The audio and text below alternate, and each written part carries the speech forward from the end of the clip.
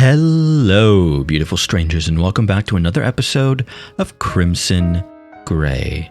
When last we left off, well, we did some more stuff with Lizzie, I believe. And I had a headache like all day today. I don't now. I'm good now, but I had a headache most of the day. So that was fun, and I can't quite remember. But just looking back a little bit, right? We did our homework. We agreed to, or we thought that we were going to meet up with Lizzie a bit later in the week, and, well, let's see how that's going to go, all right? Then, Sunday morning, he woke up feeling like shit, and he knew his plans were already in the trash. He wanted to just lie there. No, he wanted to die, but he didn't have the strength to even contemplate that. And so he just lay in bed. But today, he couldn't lie there forever. A strange surge of motivation struck him, and he managed to crawl over to the phone and call Lizzie's number. Hello? She picked up on the very first ring, but he was too depressed to think much about that. Lizzie, you could not think much about that, but at the same time, that's not that uncommon.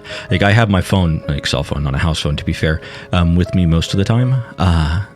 I don't let my phone sit and ring. Same thing with like text messages and Discord messages and shit like that. I hate having notifications on my phone. So I respond very quickly to things because I hate my notification bar being busy. Like, I don't want notifications. I don't want app notifications. I want nothing there. When I look at my phone screen right now, what do I see? A timer. My battery. Am I connected to Wi-Fi? Is my phone on vibrate?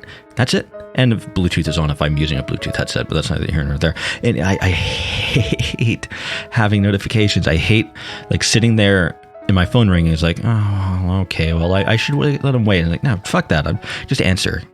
I'll just answer. Because I hate the staring at it. It's like, oh, well, because it takes time and I'm a bit impatient. Anyway, Lizzie, good morning, John. It's not. I'm having a bad day. I'll be crappy company, but I'll come right over. He didn't even hang up the phone, just curled up on the floor beside it. It felt like an eternity lying there, but it couldn't have been long before Lizzie arrived at the house. Hold on a second. I need to adjust my pop filter. I keep bumping it. All right. Hopefully that's better. I've adjusted a couple of things a little bit. For some reason, my pop filter, I can't get it quite exactly how I want it, despite having it perfectly fine yesterday. Anyway, enough of me being annoyed.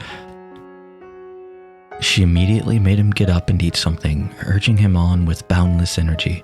Now he had to move a little just to avoid disappointing her.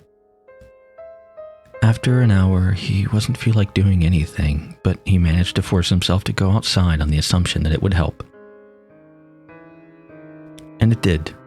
For once in his life, he managed to do what Miss Smith told him to and socialize instead of withdrawing into himself. To his surprise, it actually helped. By the end of the day, he actually felt better.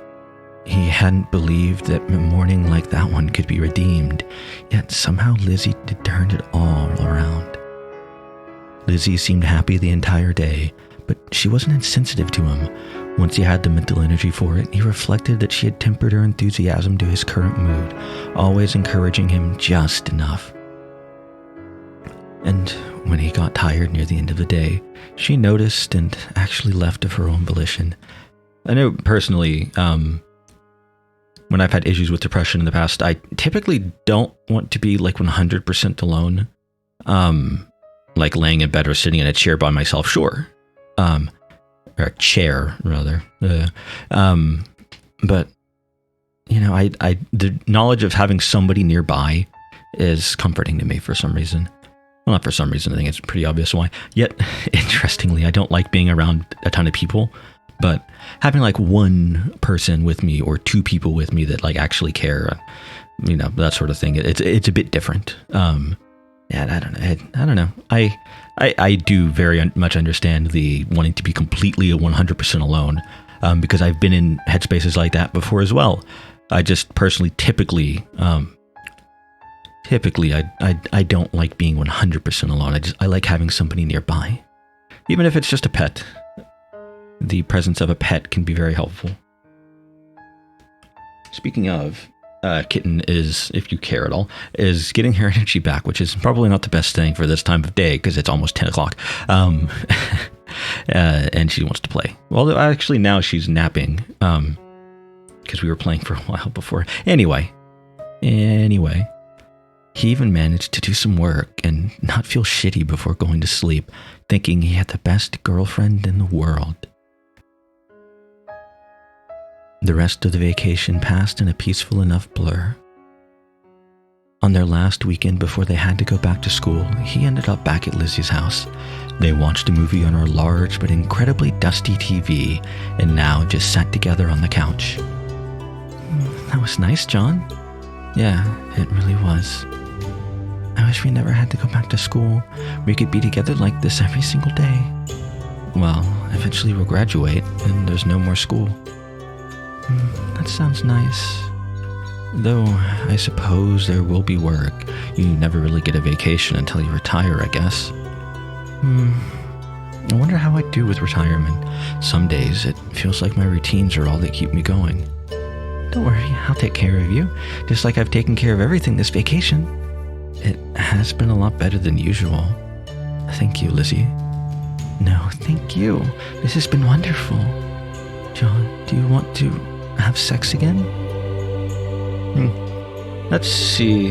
Do we want to decline?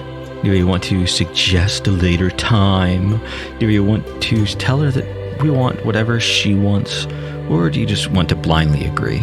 Well, it's a choice, so let's take a drink. You know, one of these days I'm going to play a kinetic novel.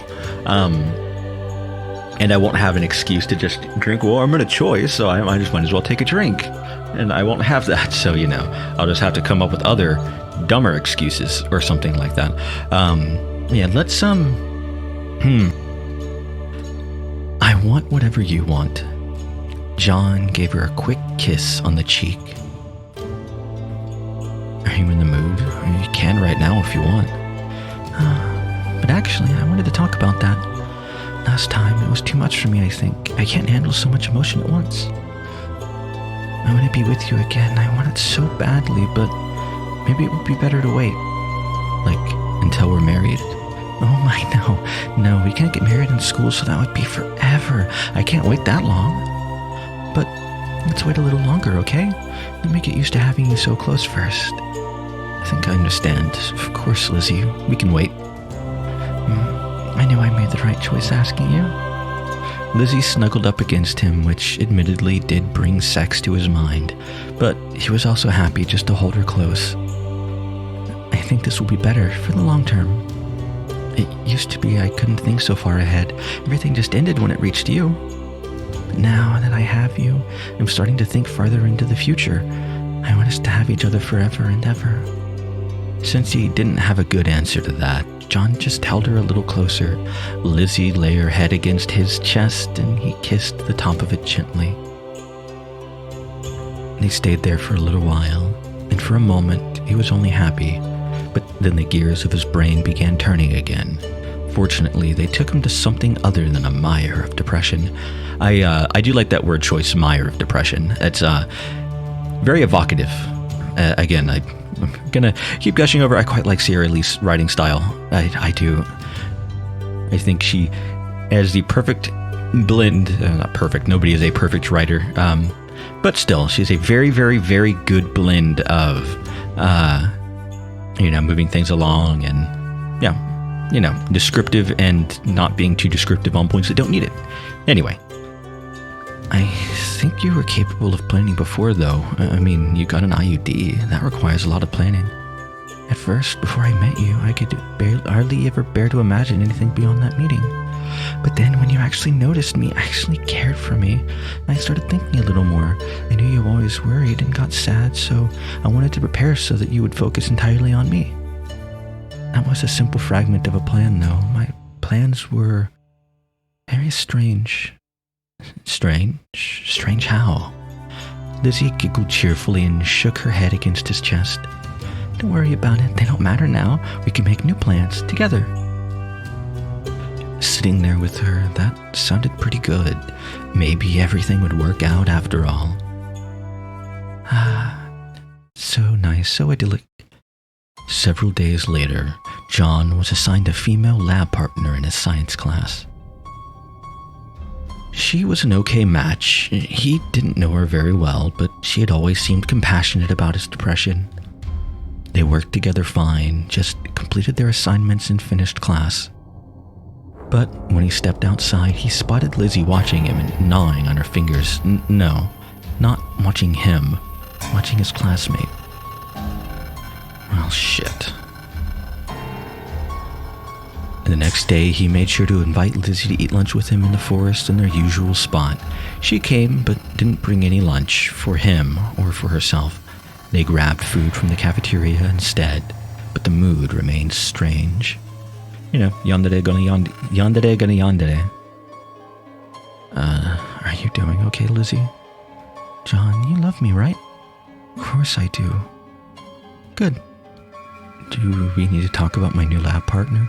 Because I didn't ask for a change. The teacher did... No, there's no need to talk about her ever again. John. This was obviously not getting him anywhere. While chewing on his sandwich, John tried to think of something to get her mind off the subject. Do we talk about her interests? Talk about romance? Talk about her peers? Or do we discuss morality with her? Yeah, let's discuss morality with the obviously mentally unstable yandere. That's going to be a great idea. Now, let's ask her about her peers.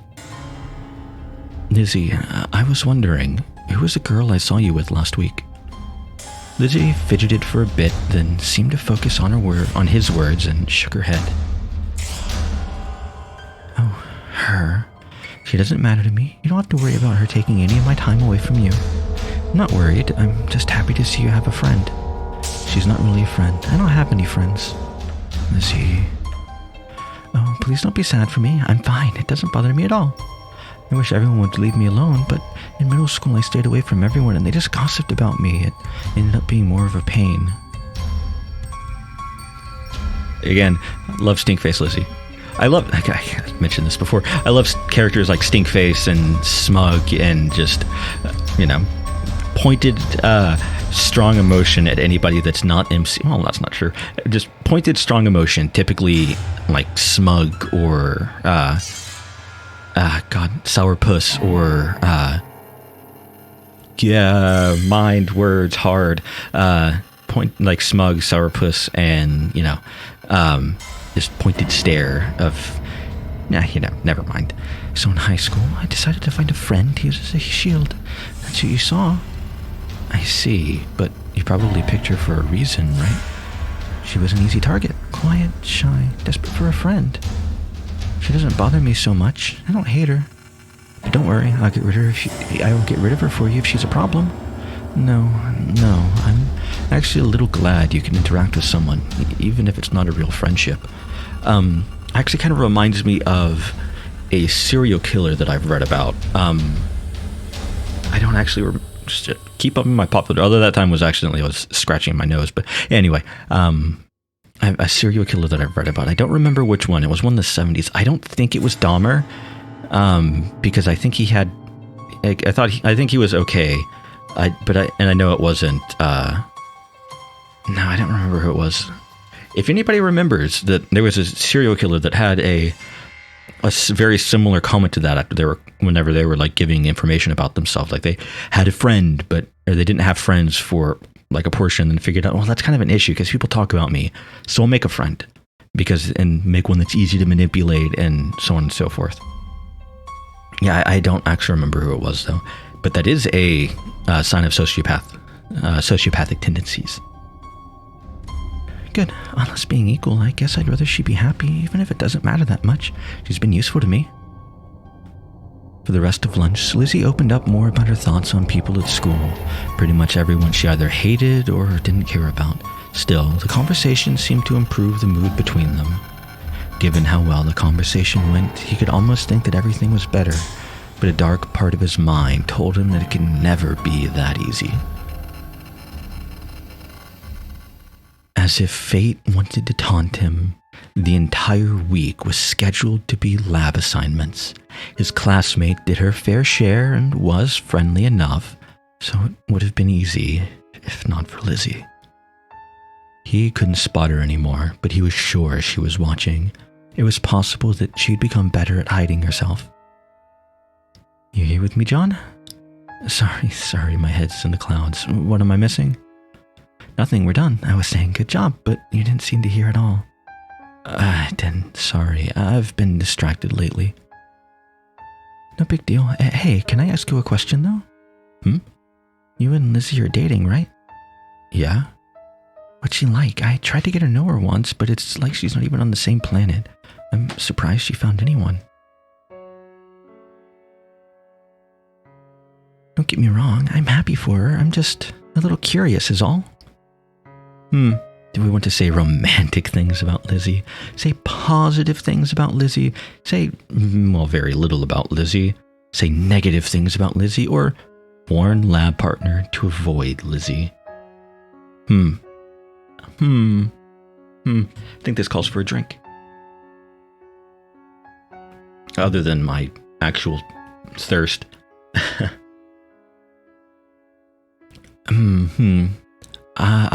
I actually don't know what I would choose on this one.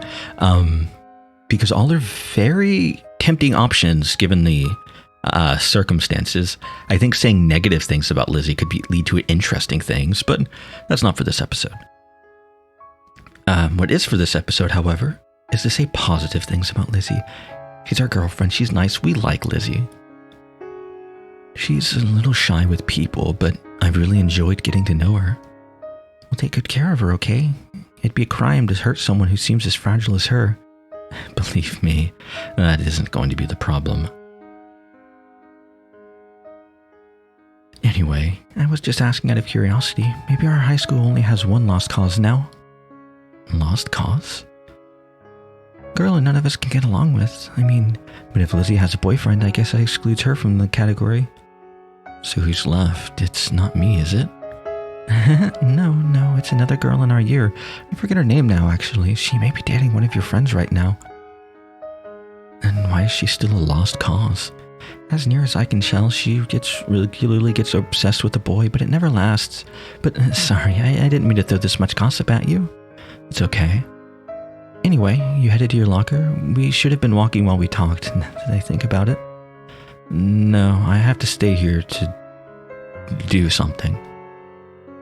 Alright, see ya. Being seen walking with her would have been even worse. From Lizzie's perspective, John wondered if he'd already made a mistake talking that long. But it was too late to change now. Would Lizzie really spend her entire life being that jealous of him? For now, he didn't have the strength for multiple relationships, so it didn't matter much. But later in life, he'd want to have friends too. Or was it just women that bothered her? Asking directly probably wouldn't help, but he could... Lizzie was standing directly behind him. Hey, Lizzie, how are you? John, did something bad happen? I wish you wouldn't talk to her. You don't really think she's trying to steal me, do you? But she is. She wants to steal your time every single day. What? Do you just get upset anytime anyone talks to me? Lizzie, I love you.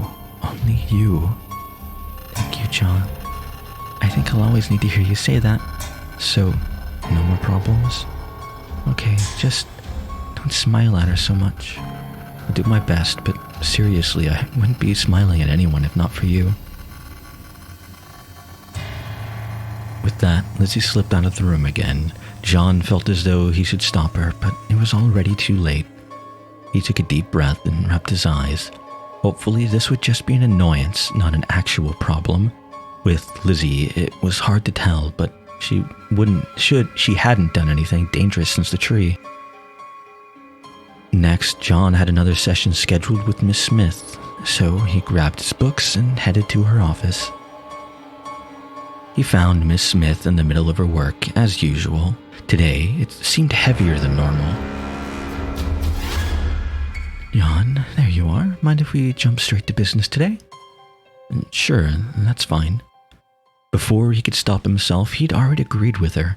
John sighed and gave up as he lay down on the couch. This was one day he actually wanted to discuss more with her, but it was easy for him to fold when others were forceful. At least the therapy session made him feel a little better. It was like a low hum in the back of his mind, drowning out everything else and giving him plenty of time to think through exactly what he wanted to do. There were 2 questions: if there was anything he could do to help Lizzie, and if he needed to do anything to protect others from her. It was a knotty issue, but by the end of the therapy session, as he got up to leave, he felt like he had his answer. Do we want to ask if there's any way to prevent violence, leave without saying anything, or ask her how to stabilize a person? There's also a choice of... Okay, I'll keep going for now, and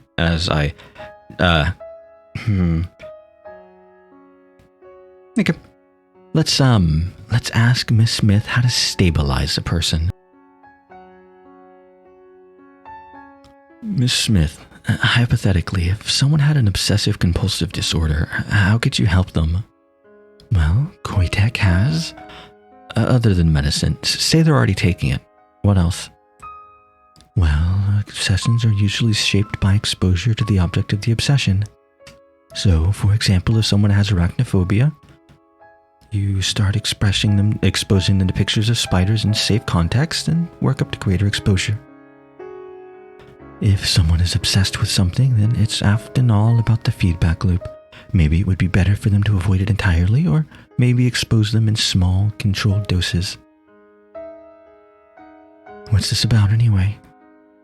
Just been reading about it in class lately. Thanks, Miss Smith. Outside Miss Smith's office, John shook his head and tried to refocus. He wasn't sure how much of a threat Lizzie might be. Maybe what he needed to do was turn her own trick back on her. I don't think we should try to get... Never mind. That is a bit too tasteless even for me.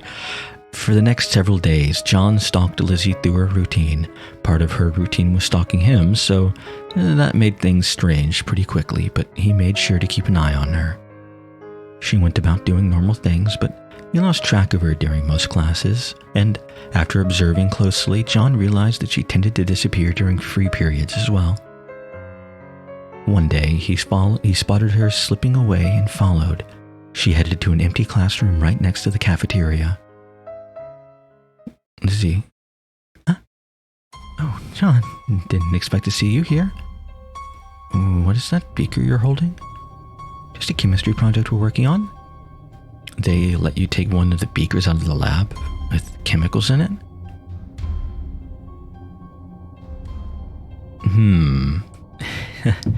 Lizzie has a beaker of chemicals.